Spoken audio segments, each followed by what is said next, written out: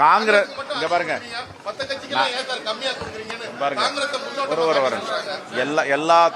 எல்லா தோழமை கட்சிகளுக்கும் அவங்களுக்கு கேட்பதற்கு உரிமை இருக்கு, கொடுப்பதற்கு மனம் இருக்கு மாண்புமிகு முதலமைச்சர். ஆனா காங்கிரஸை கம்பேர் பண்ணி கேட்க வேண்டாம். காங்கிரஸ் இன்னைக்கு 100 நாடாளுமன்ற தொகுதிகள் நாடாளுமன்றத்தில் இருக்காங்க. எத்தனை தொகுதி? 100 நாடாளுமன்ற தொகுதி. பிரதான எதிர்கட்சி. இங்கேயும் நாங்க பாண்டிச்சேரி உட்பட 10 நாடாளுமன்ற உறுப்பினர் இருக்கோம். ஏற்கனவே பல முறை சொல்லிட்டோம், எங்களை நீங்கள் ஒப்பிட்டு பேச வேண்டாம். எங்களை ஒப்பிட்டு 110 தொகுதியில் நின்றவங்க இன்னைக்கு நாங்க 28 தொகுதியில் நிக்கிறோம். எங்களுக்கு எவ்வளவு வேதனை இருக்கும்? அந்த வேதனை அவங்க புரிஞ்சுக்கணும்ல. நீ காங்கிரஸ் கொடுத்தா 41 கொடுத்திருக்காங்க, 63 கொடுத்திருக்காங்க, 63ல நின்னோம், 41ல நின்றோம், அப்புறம் 25 கொடுத்தாங்க.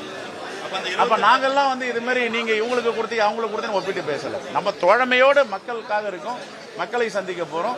210 தொகுதிக்கு மேல வெற்றி பெற போறோம். எங்க கட்சியை நாங்க பாத்துட்டு இருக்கோம், எங்க அரசியல் நாங்க பாத்துட்டு இருக்கோம்.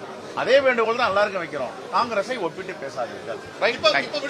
திருமாவளவனுக்கு தேமுதிக என்ன சொல்றீங்க சார்? தெரியல பிற கட்சியை பத்தி நாங்க பேசுறது இல்ல. காங்கிரஸ் மையப்படுத்தி கேட்கறதால உங்களுடைய பதில் என்ன சார்? நாங்க தான் எங்க வேதனையை சொல்லிட்டோமே, அப்படி கம்பேர் பண்ணாதீங்க. 100 நாடாளுமன்ற உறுப்பினர்களை கொண்ட பேரியக்கம் காங்கிரஸ் பேரியக்கம். 28 தொகுதியில் காங்கிரஸுக்கு வேதனையா சார்? வேதனை